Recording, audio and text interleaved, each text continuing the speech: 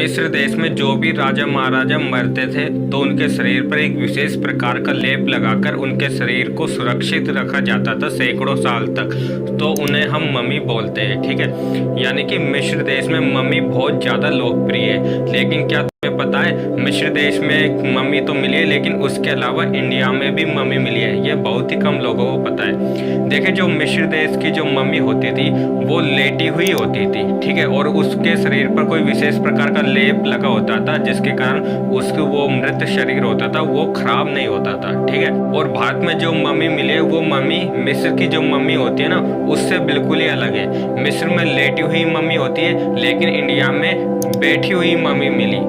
और मिस्र की मम्मी में विशेष प्रकार का लेप बॉडी पर लगा होता है, लेकिन इंडिया में जो मम्मी मिली उसमें कोई भी लेप नहीं था। कोई भी लेप ना होने के बावजूद भी वो मम्मी आज तक सुरक्षित है और स्थानीय लोग उस मम्मी की पूजा भी करते हैं। उस मम्मी को जिंदा देवता की उपाधि दी गई है लोगों द्वारा, क्योंकि उस मम्मी के नाखून और बाल आज तक बढ़ रहे हैं और उसको यदि चोट लग जाती है तब उसमें आज भी उस मम्मी में से खून निकलता है। इसलिए लोग उसको जिंदा देवता बोलते हैं और उसकी पूजा की जाती है। ये मम्मी इंडिया के हिमाचल प्रदेश के एक जिला है जिसका नाम है लाहौर स्पीति, और उसमें एक गांव है जिसका नाम है ग्यू गांव।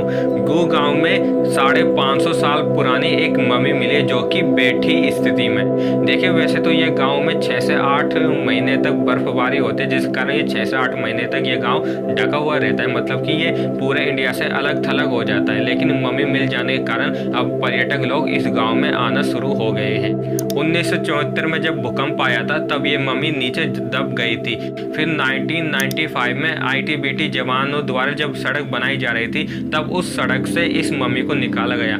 जब उस मम्मी को आईटीबीटी के जवान निकाल रहे थे तब उसके सर पर थोड़ी सी चोट लग गई थी। उस चोट के कारण उस मम्मी में से रक्त बहने लगा था और आज भी उस चोट को हम देख सकते हैं। देखिए, जब उस मम्मी को निकाल लिया गया तब आईटीबीटी के जवानों ने उस मम्मी को अपने ही कैंपस में रख दिया था। लेकिन जब पर्यटक आने लगे तो उनके कैंपस में भीड़ होने के कारण उस मम्मी को जिस गांव से वो मम्मी मिली, मतलब कि गऊ गांव, उस गांव में उस मम्मी को स्थापित कर दिया गया। अब सारे पर्यटक उस मम्मी को देखने के लिए उसी गांव जाते हैं। ऐसा बताया जाता है कि ये जो मम्मी है वो बौद्ध भिक्षु की मम्मी है जिनका नाम है सांकला तेंजिंग।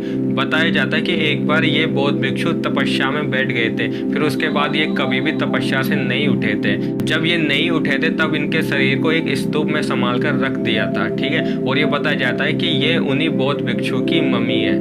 वैसे तो आश्चर्य हो रहा होगा कि भाई इंडिया में भी मम्मी मिली, लेकिन इसमें मुझे कोई भी आश्चर्य नहीं है क्योंकि इंडिया ऋषि मुनियों का देश रहा है। तो ऐसे नहीं जाने कितने राज जो आने वाले समय में निकलने वाले हैं, ठीक है। ये तो एक ही राज था कि इंडिया में ही मम्मी मिली, ठीक है, लेकिन ऐसे नहीं जाने कितने राज अभी तक दफन है जो कि आने वाले समय में हमें देखने को मिलेंगे।